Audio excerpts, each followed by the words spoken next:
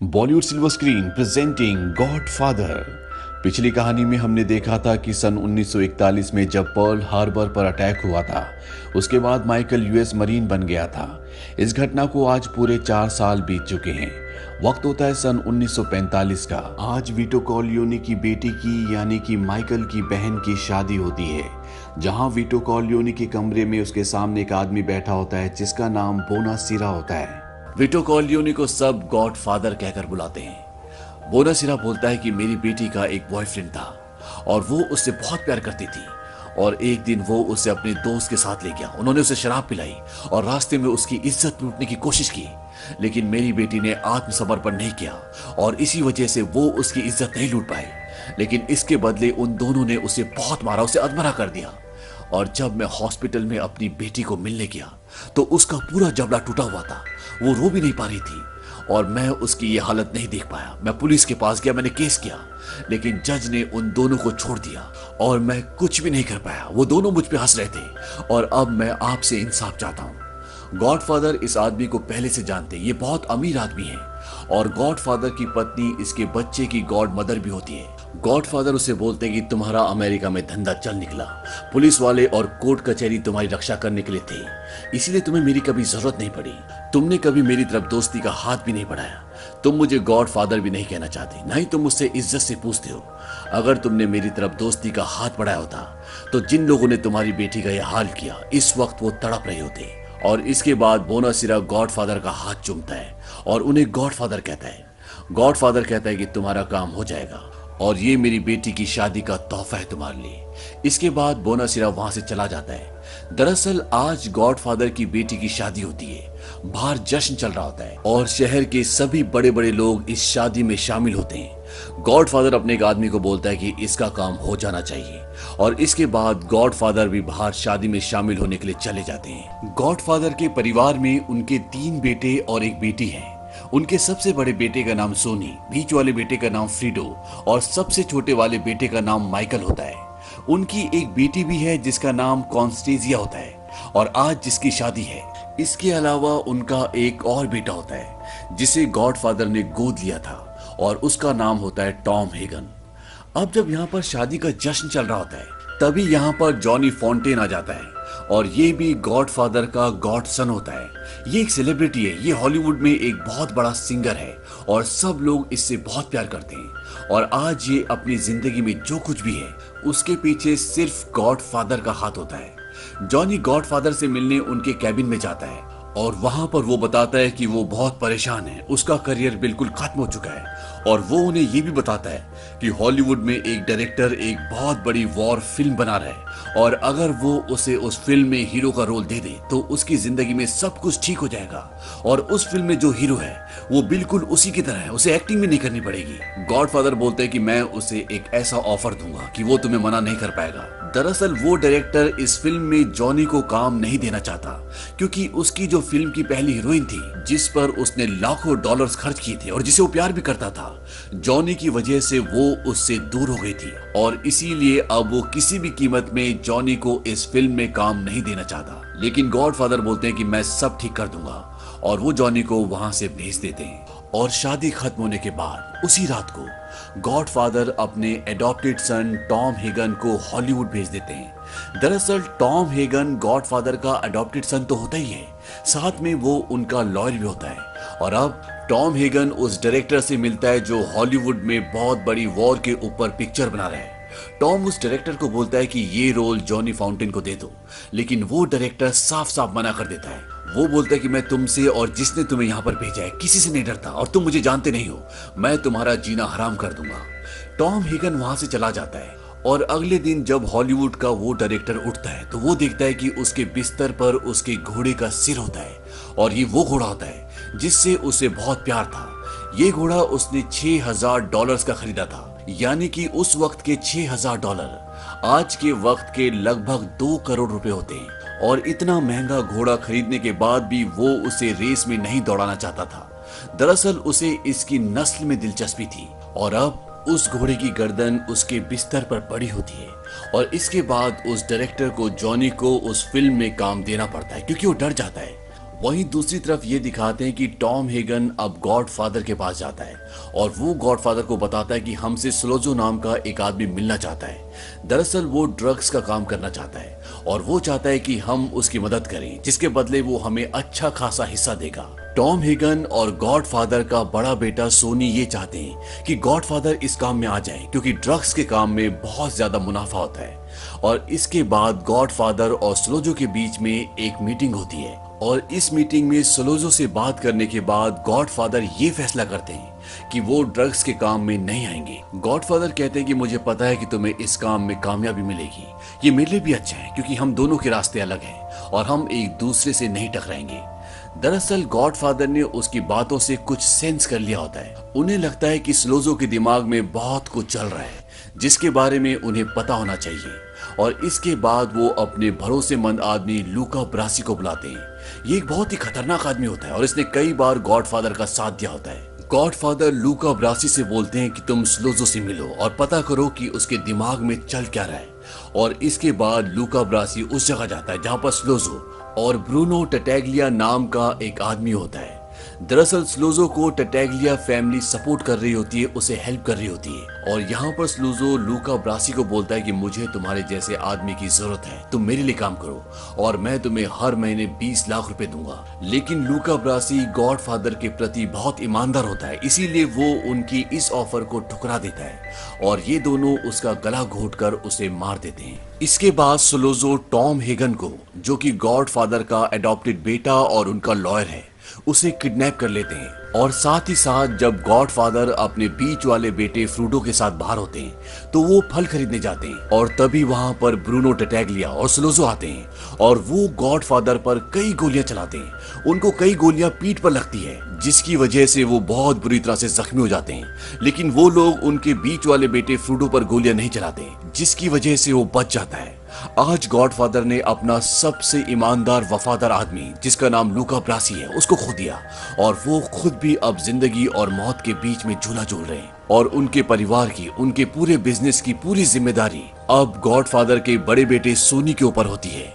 वहीं दूसरी तरफ ये दिखाते हैं कि गॉड फादर का सबसे छोटा बेटा, जिसका नाम माइकल है, जो उनके बिजनेस से काम से दूर रहता है और जो सेकेंड वर्ल्ड वॉर में यूएस मरीन भी रह चुका होता है, जब वो अपनी गर्लफ्रेंड के साथ घूम रहा होता है तभी माइकल की गर्लफ्रेंड की नजर एक न्यूज़पेपर पर पड़ती है जिसमें ये लिखा होता है कि गॉड फादर को कई गोलियां लगी हैं। और ये देखने के बाद माइकल अपने भाई सनी को कॉल करता है। वो बोलता है कि वो कैसे हैं। सनी बताता है कि अभी कुछ नहीं कहा जा सकता, तुम जितनी जल्दी हो सके घर पर आ जाओ, माँ को तुम्हारी जरूरत है। और इसके बाद माइकल अपने घर वापस आ जाता है। वहीं स्लोजो, जिसके पास अभी भी टॉम हेगन किडनैप्ड है, वो उसे बोलता है कि गॉड फादर मर चुके हैं और मैं चाहता हूं कि तुम मेरे और सनी के बीच में समझौता कराओ, क्योंकि वो अपना ड्रग्स का बिजनेस करना चाहता है। टॉम हेगन बोलता है कि वो तुम्हें जिंदा नहीं छोड़ेगा। स्लोजो कहता है कि मैं यही चाहता हूं कि तुम सनी का गुस्सा शांत करो और ये मत भूलना कि मेरे पीछे टटैग्लिया खानदान का हाथ है। दरअसल ये वो दौर था जब न्यूयॉर्क में 6 ऐसे खानदान थे जो पूरे अंडरवर्ल्ड को, पूरे काला बाजार को अपने कंट्रोल में रखते थे, जिसमें से एक खानदान टटैग्लिया और एक गॉड फादर का भी होता है। अब स्लोजो टॉम हेगन को छोड़ देता है और वो उसे बोलता है कि तुम सनी और उसके बाकी भाइयों को और गैंग मेंबर्स को समझाओ, क्योंकि ड्रग्स का बिजनेस बहुत अच्छा बिजनेस है और इसमें हम काफी पैसा कमा सकते हैं। और इसके बाद टॉम हेगन वहां से निकल जाता है और वहां से वो सीधा घर जाता है जहां पर वो सनी, माइकल और बाकी के लोगों से मिलता है। टॉम हेगन बोलता है कि अगर गॉड फादर जिंदा नहीं बच पाते तो हमें स्लोजो की बात मान लेनी चाहिए, लेकिन सनी ऐसा नहीं करना चाहता। सनी अपने भाई माइकल को बोलता है कि लूका ब्रासी को कॉल लगाओ, क्योंकि लूका ब्रासी बहुत ताकतवर और इनके परिवार के लिए बहुत वफादार होता है, लेकिन उसका कॉल नहीं लगता। और तभी इनका एक आदमी अंदर आता है और वो इन्हें एक पार्सल देता है। वो कहता है कि ये कोई आदमी देकर चला गया और जब वो उसे खोलते हैं तो उसके अंदर 2 मरी हुई मछलियां होती है। ये इंडिकेशन होता है कि अब लूका ब्रासी इस दुनिया में नहीं रहा, उसे मारकर उसकी बॉडी को समंदर में फेंक दिया गया है। इस बात से ये लोग और भी टूट जाते हैं। वहीं दूसरी तरफ जब स्लोजो को पता चलता है कि गॉड फादर को 5 गोलियां लगने के बाद भी अभी भी वो जिंदा है, तो वो डर जाता है, क्योंकि गॉड फादर अगर बच गए तो वो इनमें से किसी को नहीं छोड़ेंगे। इसीलिए वो उन्हें हॉस्पिटल में दोबारा मारना चाहता है। अब माइकल अपने पिता विटो कॉर्लियोनी यानी कि गॉडफादर से मिलने के लिए हॉस्पिटल जाता है और वो देखता है कि वहां पर उनकी सुरक्षा के लिए कोई भी नहीं होता और इस बात से माइकल को शक होता है और वो अपने बड़े भाई सनी को कॉल करता है और वो उसे बताता है कि हॉस्पिटल में पिताजी की सुरक्षा के लिए कोई भी नहीं है। सनी बोलता है कि मैं जल्दी से यहाँ से कुछ आदमियों को भेजता हूँ, लेकिन माइकल जानता है कि यहाँ पर कभी भी कुछ भी हो सकता है, इसीलिए वो नर्स की मदद से अपने पिता को दूसरे रूम में शिफ्ट कर देता है। अब यहाँ पर एक आदमी आता है जो गॉडफादर का वेल विशर होता है, वो उनके लिए फूल लेकर आता है। माइकल उसे बोलता है कि तुम बाहर जाओ, मैं तुमसे बाहर मिलने के लिए आता हूँ और माइकल उससे मिलने के लिए बाहर जाता है और माइकल उसे और खुद भी इस तरह से खड़ा हो जाता है जैसे वो गॉडफादर के बॉडीगार्ड्स हों। तभी वहां पर एक गाड़ी आती है, ये वो लोग होते हैं जो गॉडफादर को मारना चाहते हैं और जब वो देखते हैं कि वहां पर गॉडफादर के बॉडीगार्ड्स खड़े हैं तो वो लोग वहां से वापस चले जाते हैं और इस तरह से माइकल अपने पिता की जान बचा लेता है। और इसके तुरंत बाद वहां पर न्यूयॉर्क पुलिस डिपार्टमेंट का कैप्टन मैक्लेस्की आता है और वो अपने ऑफिसर्स को बोलता है कि माइकल की तलाशी लो। दरअसल जब वो लोग गाड़ी में यहाँ पर आए थे जो माइकल के पिता डॉन यानी गॉडफादर को मारना चाहते थे, तब माइकल ने अपनी कोट की जेब में हाथ डालकर ये जताने की कोशिश की होती है कि उसके पास गन है ताकि वो लोग डर कर भाग जाएं और ऐसा हुआ भी होता है और इसीलिए मैक्लेस्की अब माइकल की तलाशी लेता है ताकि उसके पास वो गन मिल जाए और वो उसे अरेस्ट कर ले, क्योंकि वो एक करप्ट पुलिस ऑफिसर है और वो सलोजो के लिए काम करता है। लेकिन माइकल के पास कोई भी गन नहीं होती। माइकल समझ जाता है कि मेरे पिता के लिए जितने भी यहाँ पर गार्ड्स थे उन सबको इसी ने यहाँ से हटवाया है और वो उसे बोलता है कि तुम सलोजो से कितने पैसे लेते हो। इस बात से उसकी ईगो को हर्ट होता है और वो माइकल के मुंह पर एक जोरदार पंच मारता है और तभी वहां पर टॉम हेगन आ जाता है और उसके साथ काफी सारे प्राइवेट डिटेक्टिव्स होते हैं और वो बोलता है कि इन सब के पास गन रखने के लाइसेंस है और आपने अगर इन्हें रोका तो कल सुबह आपको मैं कोर्ट में मिलूंगा, क्योंकि ये एक वकील है। और इसके बाद मैक्लेक्सी को वहां से जाना पड़ता है। वहीं दूसरी तरफ सनी ब्रूनो टेटेग्लिया को मरवा देता है और अब स्लोजो इनके परिवार के साथ एक मीटिंग रखना चाहता है, लेकिन वो चाहता है कि उस मीटिंग में सिर्फ और सिर्फ माइकल आए। अब माइकल, टॉम हेगन और सनी के बीच में एक मीटिंग होती है। सनी चाहता है कि वो मैक्लेक्सी को भी मरवा दे, लेकिन टॉम हेगन बोलता है कि अगर हमने ऐसा किया तो न्यूयॉर्क की पूरी पुलिस हमारे पीछे पड़ जाएगी और बाकी की जो 5 डॉन फैमिलीज हैं वो भी हमारे खिलाफ हो जाएंगी और अगर गॉडफादर होते तो वो ऐसा कभी नहीं करते। सनी उसकी बात नहीं सुनना चाहता क्योंकि उसके अंदर गुस्सा बहुत ज्यादा होता है। वो किसी भी तरह से अपने पिता का बदला लेना चाहता है। माइकल बोलता है कि वो लोग मुझसे मीटिंग करना चाहते हैं, मैं मीटिंग करने के लिए जाऊंगा, लेकिन तुम अपने गुप्तचरों से ये पता करो कि वो हमारी मीटिंग कहां पर फिक्स करेंगे और तुम उस जगह पर पहले से एक रिवॉल्वर प्लांट कर देना और जब मैक्लेक्सी और सोलोजो मुझसे मिलने के लिए आएंगे तो मैं उन दोनों को गोली मार दूंगा। हालांकि मैक्लेक्सी एक कैप्टन है, एक पुलिस वाला है, लेकिन फिर भी वो उसे मारना चाहता है क्योंकि वो जानता है कि वो एक करप्ट इंस्पेक्टर है और वो सोलोजो के लिए काम करता है। अब इन लोगों की मीटिंग होती है। ये सबसे पहले माइकल की तलाशी लेते हैं। माइकल के पास कोई भी गन नहीं होती और ये एक रेस्टोरेंट में बैठते हैं। सोलोजो बोलता है कि मैं बिजनेस करना चाहता हूँ। माइकल कहता है कि सबसे पहले तुम्हें इस बात की गारंटी देनी होगी कि मेरे पिता पे अब कोई भी हमला नहीं करेगा। सोलोजो बोलता है कि शिकार तो अब मैं खुद बन चुका हूँ और वो ऐसा इसलिए बोलता है क्योंकि गॉडफादर जिंदा है और जैसे वो ठीक होंगे सबसे पहले वो सोलोजो को मार देंगे। और अब जब ये बातें कर रहे होते हैं तभी माइकल बोलता है कि मुझे वॉशरूम जाना है। वॉशरूम जाने से पहले सोलोजो एक बार फिर से माइकल की तलाशी लेता है, लेकिन उसके पास कुछ भी नहीं होता क्योंकि गन वॉशरूम के अंदर होती है। वो अंदर जाता है, गन लेकर आता है और बाहर आने के बाद वो इन दोनों को मार देता है और इस तरह से माइकल अपने पिता का बदला लेकर वहां से निकल जाता है। हालांकि माइकल कभी भी अपने परिवार के बिजनेस में नहीं आना चाहता था, लेकिन इस वक्त हालात ऐसे होते हैं कि उसे ना चाहकर भी अपने परिवार का साथ देना ही पड़ता है। अब इन दोनों की मौत न्यूयॉर्क शहर में एक बहुत बड़ी खबर होती है। अखबारों में चारों तरफ इसी चीज की चर्चा होती है।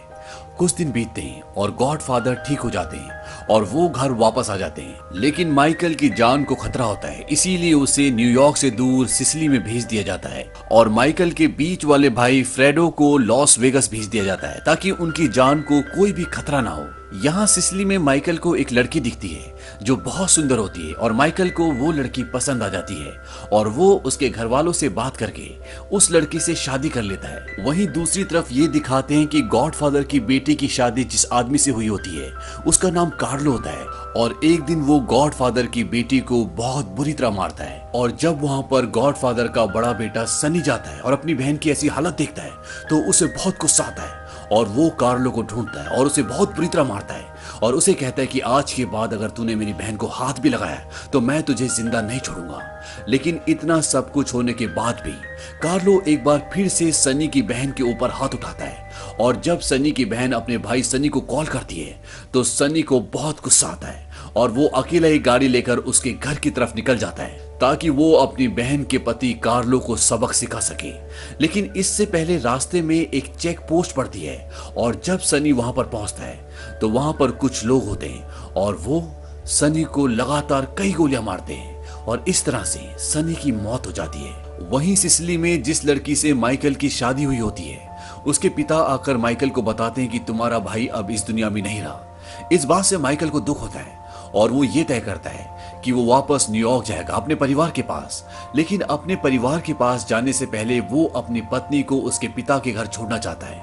यहाँ पर माइकल के साथ उसके 2 बॉडीगार्ड भी हमेशा रहते हैं और जब माइकल नीचे आता है उसकी पत्नी गाड़ी में बैठी होती है और वो देखता है कि उसका एक बॉडीगार्ड दूसरी तरफ जा रहा होता है और जब वो उसे आवाज देता है तो वो भाग जाता है। माइकल समझ जाता है कि कुछ गड़बड़ है और वो अपनी पत्नी को आवाज लगाता है कि गाड़ी स्टार्ट मत करना। लेकिन तब तक उसकी पत्नी गाड़ी स्टार्ट कर देती है। उस गाड़ी में बॉम्ब होता है, एक जोरदार ब्लास्ट होता है और इस ब्लास्ट के साथ माइकल की पत्नी की भी मृत्यु हो जाती है।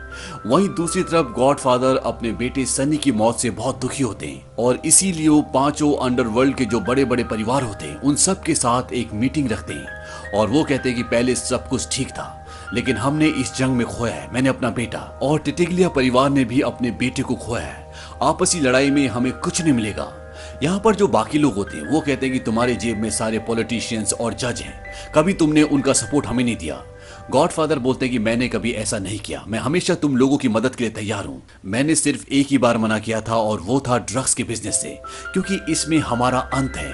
आज पुलिस वाले और सरकारी कर्मचारी जो हमारा साथ देते हैं, अगर हम इस बिजनेस को करेंगे तो वो हमारा साथ नहीं देंगे। दरअसल गॉडफादर एक ऐसे इंसान होते हैं जो दूसरों की मदद करते हैं और वो इंसानियत को हमेशा जिंदा रखते हैं और वो जानते हैं कि ड्रग्स का व्यापार आने वाली जवान पीढ़ी को पूरी तरह से खोखला कर देगा और यहाँ तक कि धार्मिक तरीके से भी इस चीज की धर्म कभी भी इजाजत नहीं देता। इसीलिए वो ड्रग्स के बिजनेस को कभी सपोर्ट नहीं करते। लेकिन इस रूम में कुछ लोग हैं जो ड्रग्स का बिजनेस करना चाहते हैं। वो कहते हैं कि हम इसे बच्चों से दूर रखेंगे और डॉन कॉर्लियोनी यानी कि गॉडफादर मान जाते हैं। लेकिन वो ये कहते हैं कि मेरा छोटा बेटा माइकल अभी भी देश से बाहर है, उसे देश छोड़ना पड़ा, हमें उसके ऊपर से सारे इल्जाम हटाने, और अगर मेरे बेटे को कोई पुलिस वाला गोली मारता है, वो फांसी लगा लेता है, उसके ऊपर बिजली गिरती है या उसका सड़क एक्सीडेंट हो जाता है, तो मैं इसके लिए इस कमरे में हर एक इंसान को जिम्मेदार समझूंगा और मैं उन्हें छोड़ूंगा नहीं। और अब इन सब के बीच समझौता हो जाता है और जिस तरह से पहले इनका बिजनेस चलता था एक बार फिर से ये उसी तरह से काम करना शुरू कर देते हैं। और अब माइकल भी वापस आ जाता है और वो अपने पापा के साथ काम करना शुरू कर देता है। उसे यहाँ पर 1 साल हो जाता है और एक दिन वो अपनी पुरानी गर्लफ्रेंड से मिलने के लिए जाता है और वो उसे कहता है कि मैं अपने पापा के साथ काम कर रहा हूँ। वो कहती है कि तुमने मना किया था कि तुम उनकी जैसी नहीं बनोगे, उनके साथ काम नहीं करोगे। माइकल कहता है कि मैं जानता हूँ कि मेरे पापा के काम करने का तरीका पुराना है, लेकिन अगले 5 सालों में मैं सब कुछ बदल दूंगा और हमारा जितना भी इलीगल काम है उसको सब मैं लीगल कर दूंगा। इससे ज्यादा मैं तुम्हें और कुछ भी नहीं बता सकता। माइकल कहता है कि मैं तुमसे प्यार करता हूँ और मैं तुमसे शादी करना चाहता हूँ। और इसके बाद इन दोनों की शादी हो जाती है और सन 1950 तक इनके 2 बच्चे भी हो जाते हैं। अब माइकल के 2 बच्चे भी हैं। माइकल के पिता गॉडफादर धीरे धीरे बहुत कमजोर हो चुके हैं क्योंकि उनकी उम्र हो चुकी है और अब माइकल उनके बिजनेस के सारे फैसले लेता है। और एक मीटिंग में माइकल ये कहता है कि अब टॉम हेगन हमारा सलाहकार नहीं रहेगा। हालांकि वो उसे अपना भाई मानता है, गॉडफादर भी उसे अपना बेटा मानते हैं, लेकिन माइकल कहता है कि आने वाला वक्त जैसा होने वाला है उसमें मेरे पिता से बेहतर कोई सलाहकार हो ही नहीं सकता। इसीलिए अब टॉम हेगन लॉस वेगस जाकर वहां पर हमारे वकील रहेंगे जहां पर हमारा लीगल बिजनेस है। और गॉडफादर भी माइकल की इस बात को सपोर्ट करते हैं क्योंकि उन्हें उस पर विश्वास है। माइकल को इसलिए भी अपने पूरे परिवार की, अपने पूरे बिजनेस की जिम्मेदारी लेनी पड़ती है क्योंकि माइकल का बड़ा भाई इतना सक्षम नहीं है कि वो इस पूरे बिजनेस को संभाल पाए, वो कमजोर है। और इसीलिए गॉडफादर ने इस पूरे बिजनेस की पूरी तरह से बागडोर माइकल के हाथ में दे दी है। माइकल इसके बाद लॉस वेगस जाता है जहां पर उसका भाई भी है जो ग्रीन्स के साथ उसके होटल में रहता है। और अब माइकल ग्रीन के होटल को और कसिनो को दोनों को खरीदना चाहता है। हालांकि ग्रीन बेचना नहीं चाहता। वो बोलता है कि मैंने तुम्हारे भाई को आसरा उस वक्त दिया जब उसे कोई अपने पास नहीं रख रहा था। माइकल बोलता है तुमने ऐसा इसलिए किया क्योंकि हमने तुम्हारे बिजनेस में उस वक्त पैसे लगाए थे जब तुम्हारे पास कुछ भी नहीं था। लेकिन फिर भी वो इस होटल को बेचने से मना कर देता है और वहां से चला जाता है। माइकल यहाँ पर जॉनी फाउंटेन को भी बुलाता है। जॉनी फाउंटेन हॉलीवुड का वही सिंगर है जिसे गॉडफादर ने हॉलीवुड की वो बड़ी पिक्चर दिलाई थी जिससे उसका करियर आज बुलंदियों पर है। माइकल उसे बोलता है कि हम चाहते हैं कि साल में 5 बार तुम यहाँ पर आओ और अपने सेलिब्रिटी दोस्तों को भी लेकर आओ। इससे होटल के बिजनेस में काफी फर्क पड़ेगा। और वो इस बात के लिए मान जाता है। वो कहता है कि मैं गॉडफादर के लिए कुछ भी कर सकता हूँ। इसके बाद माइकल वहां से चला जाता है और वो अपने पिता से मिलता है। गॉडफादर माइकल को बोलते हैं कि बार्जिनी एक डॉन फैमिली का मुखिया है जिस तरह से गॉडफादर है। वो कहते हैं कि कोई आदमी जिस पर तुम्हें पूरा भरोसा होगा वो बार्जिनी से तुम्हारी मीटिंग करवाएगा और उस मीटिंग में तुम्हारा कत्ल हो जाएगा। दरअसल वो माइकल को आने वाले वक्त की चेतावनी दे रहे होते हैं। उनके कहने का मतलब ये होता है कि जो भी आदमी तुम्हारी बार्जिनी से मीटिंग रखवाएगा समझ लेना कि वो गद्दार है। माइकल अपने पिता गॉडफादर की बातें बहुत ध्यान से सुनता है। धीरे धीरे वक्त बीतता है और वक्त आता है सन 1955 का। और एक दिन गॉडफादर जब अपने पोते के साथ खेल रहे होते हैं तभी उन्हें हार्ट अटैक आता है और जिससे उनकी मृत्यु हो जाती है। और गॉडफादर जिन्होंने इतना बड़ा एम्पायर बनाया था अब वो इस दुनिया को छोड़कर जा चुके हैं। और जिस दिन उन्हें दफनाया जाता है उस दिन डॉन परिवार का यानी कि गॉडफादर की फैमिली का कैपो उनके पास आता है जिसका नाम टेसियो है। कैपो उसे कहते हैं जो डॉन फैमिली के हेड से ऑर्डर लेकर लोगों से काम करवाते हैं। ये कॉर्लियोनी फैमिली का वफादार है, उनका ईमानदार है, इस पर उन्हें भरोसा है। लेकिन जब वो ये बोलता है कि ब्राजीनी आपसे मीटिंग करना चाहता है और मैंने सुरक्षा के सारे इंतजाम कर लिए हैं, माइकल बोलता है ठीक है उससे मीटिंग रखो। लेकिन माइकल को अपने पिता की वो बात अभी भी याद होती है जब उन्होंने ये कहा था कि जो भी तुम्हारी ब्राजीनी से मीटिंग रखवाएगा और तुम्हारी सुरक्षा का भरोसा देगा समझ लेना कि वो गद्दार है। ब्राजीनी और माइकल की मीटिंग उस दिन होती है जिस दिन माइकल की बहन के बच्चे का नामकरण होता है और माइकल की बहन चाहती है कि माइकल उसके बच्चे का गॉडफादर बने और माइकल ऐसा करता भी है। लेकिन उसी दिन माइकल के हिटमैन न्यूयॉर्क के दूसरे डॉन्स और मो ग्रीन को मार देते हैं। मो ग्रीन वही आदमी होता है जिसने माइकल को अपना होटल और कैसीनो बेचने से मना किया था। इसके साथ साथ टेसियो को भी मार देते हैं क्योंकि टेसियो ने उनसे गद्दारी की थी। अब माइकल अपनी बहन के पति के पास जाता है जिसका नाम कार्लो है और वो कार्लो से पूछता है कि सनी की मौत के पीछे जो साजिश हुई थी क्या उसमें तुम्हारा हाथ है। वो साफ साफ मना कर देता है। लेकिन माइकल बोलता है कि मैं अपनी बहन को विधवा नहीं करूंगा, मुझे पता है कि तुम उसमें थे, मैं तुम्हें आज ही यहाँ से लास वेगस भेज रहा हूँ। और वो उसके हाथ में उसकी टिकट और उसका पासपोर्ट रखता है। वो बोलता है कि तुम्हें किसने पैसे दिए थे, टिटैगलिया या ब्राजीनी नहीं। और वो एक्सेप्ट कर लेता है कि ये सब कुछ मैंने ब्राजीनी के कहने पर किया था। इसके बाद जब वो बाहर जाता है और अपनी गाड़ी में बैठता है तो माइकल का एक आदमी कार्लो को यानी कि माइकल की बहन के पति को माइकल के कहने पर मार देता है। और इसके बाद माइकल घर पर आ जाता है। जब माइकल घर पर आता है तो उसकी बहन उसके पास आती है और वो अपने भाई को बहुत कोसती है। वो कहती है कि तुमने मेरे पति को मार दिया।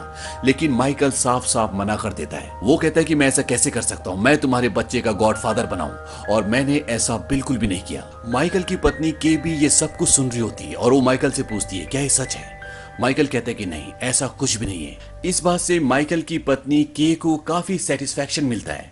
वो कहती है कि मैं तुम्हारे लिए कुछ पीने के लिए ले आती हूँ और वो कमरे से बाहर चली जाती है। और तभी माइकल के पास कैपोस आते हैं। कैपोस वो होते हैं जो डॉन फैमिली के हेड के लिए उनके इशारों पे काम करते हैं और वो माइकल का हाथ चूम के उसे डॉन कॉर्लियोनी कहते हैं। और के समझ जाती है कि अब नया डॉन माइकल है। और इसके बाद उस कमरे का दरवाजा बंद हो जाता है जहां पर माइकल होता है। दरअसल माइकल ने अपने सही फैसलों से अपने दिमाग से उस पोजीशन को दोबारा हासिल कर लिया होता है जो कभी विटो कॉर्लियोनी यानी कि माइकल के पिता गॉडफादर की थी। और अब नया गॉडफादर खुद माइकल है। और इसी के साथ ये फिल्म खत्म हो जाती है। ये फिल्म सन 1972 में रिलीज हुई थी और IMDb पे इस फिल्म की रेटिंग है 9.2। जब भी हॉलीवुड की सबसे बेस्ट मूवी की बात होती है तो हमेशा गॉडफादर का नाम आता है। इस फिल्म का बजट था 6 से 7 मिलियन डॉलर्स और बॉक्स ऑफिस पर उस जमाने में इस फिल्म ने कमाई की थी 246 से 287 मिलियन डॉलर्स की। उम्मीद करते हैं कि ये कहानी, ये इंफॉर्मेशन आपको पसंद आई होगी।